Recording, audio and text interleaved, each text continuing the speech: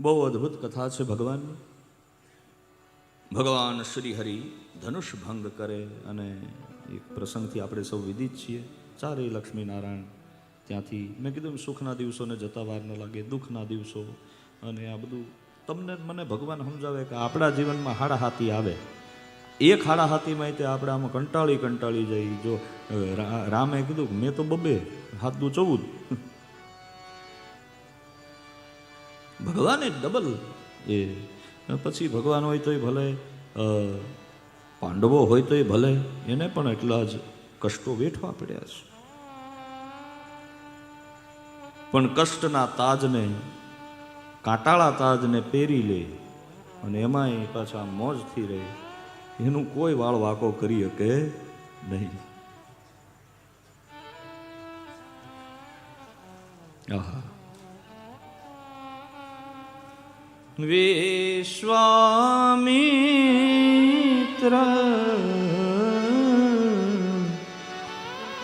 મહામુનિ જ્ઞાની,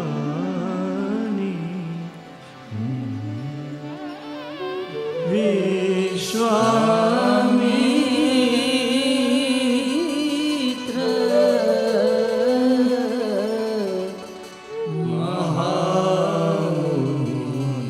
મહામુનિ છે.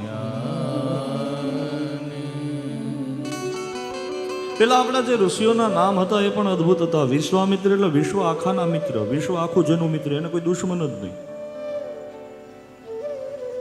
એને બધા હારે બને. આમ કાયદેસર તમે જુઓ તો સીતાજી અને રામજીના મિલનમાં નિમિત્ત કારણ મોટા વિશ્વામિત્ર બન્યા છે. એને ખબર હતી. પત્રિકા જનક રાજા ત્યાંથી પત્રિકા બધે જ ગઈ છે, અયોધ્યામાં નથી. પૂર્વનો એક એવો પ્રસંગ છે કે એક દાસી આવી અને જે નિયમ રાખેલો એ સેકન્ડમાં કામ પૂરું કરી ગઈ. તેદીથી નક્કી કર્યું કે આમાં તો અયોધ્યા નગરી એટલી મહાન છે કે આનો કોઈ નાનો માણસ આવી નહીં, જો ધનુષ ઉપાડી લે તો મહિમા ન રહે મહારાજ, એટલે નતું મોકલાવ્યું. પણ વિશ્વામિત્રજી મહારાજને એ વસ્તુની ખબર છે. સમયસર રામજીને લઈ આવ્યા. ધનુષ્ય ભંગનો પ્રસંગ એટલો અદ્ભુત છે કે કદાચ એના ઉપર 3 કલાકનું એક સત્ર થઈ શકે. મહારાજ સુખ અને દુઃખની વચ્ચે બહુ પાતળી ભેદરેખા છે.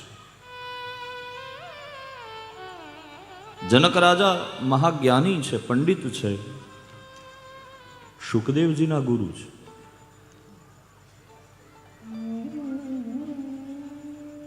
જ્યાં ત્યાં હતા ત્યાં સુધી સુખ હતું, પણ જેવી પ્રવેશ થયો અયોધ્યામાં, અવધમાં 2 વૃત્તિઓ રહે છે. પેલામાં ખાલી સાત્વિક વૃત્તિ છે, અહીંયા બધું બોલવા વાળા છે. જનક નગરીમાં ક્યાંય તમને એવો પ્રસંગ જોવા નહીં મળે કે આ માણસે આવી અઘટિત કે અજુગતી વાત કરી, પણ એ પાછું અહીંયા મળે.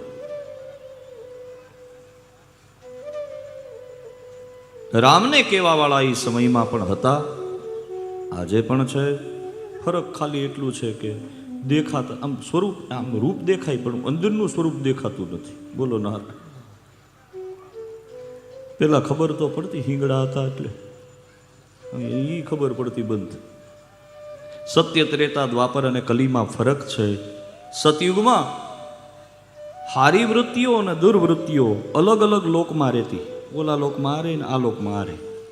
પછી ત્રેતા આવ્યો, એક જ લોક ઉપર બધા રહેવા લાગ્યા. પછી દ્વાપર આવ્યો, એક જ ઘરમાં બધા રહેવા માંડ્યા. અને પછી કલી આવ્યો તો એક ઘરમાં નહીં, એક જ શરીરમાં હારો નબળો બે રહે. પછી ક્યારે હું જાગૃત કરવું એ આપણા ઉપર છે.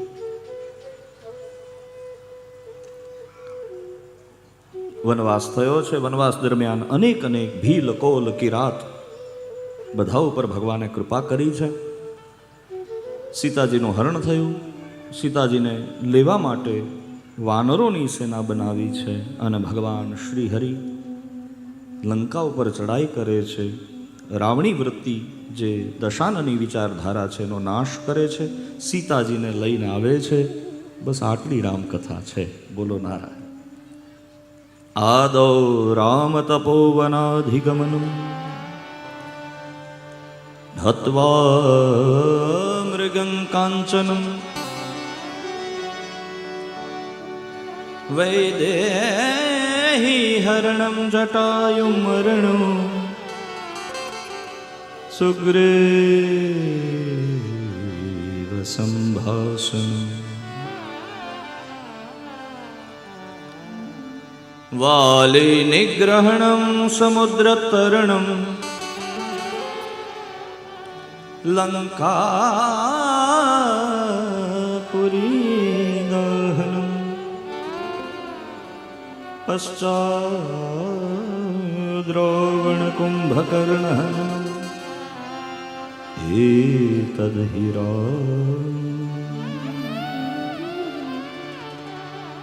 एक राम एक रावण एक क्षत्रिय दूजा ब्राह्मण उसने इसकी नारी चुराई बस इतनी बात की भई लड़ाई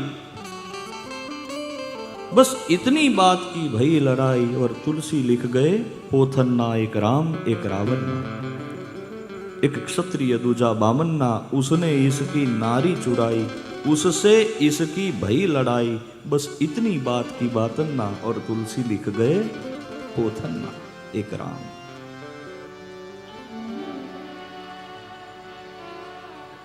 સીતાજી નું હરણ થાય એ ત્યાં જાય એની પાછળ પણ આખા બધા રહસ્યો છે.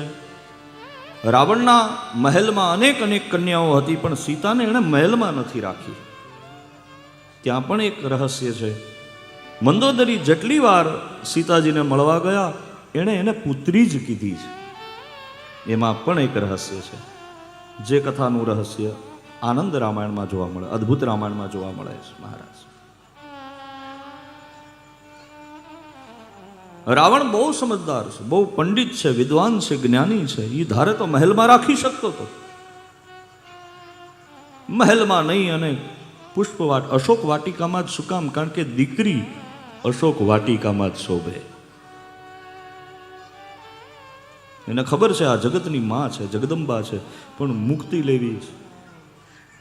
અને આ એ જ રુધિર જે ટેક્સના રૂપમાં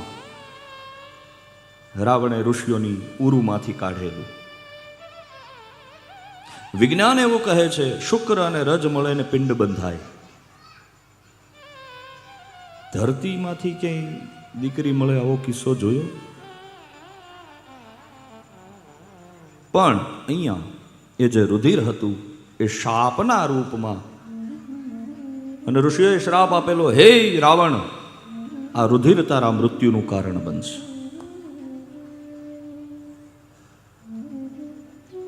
ઈ સીતા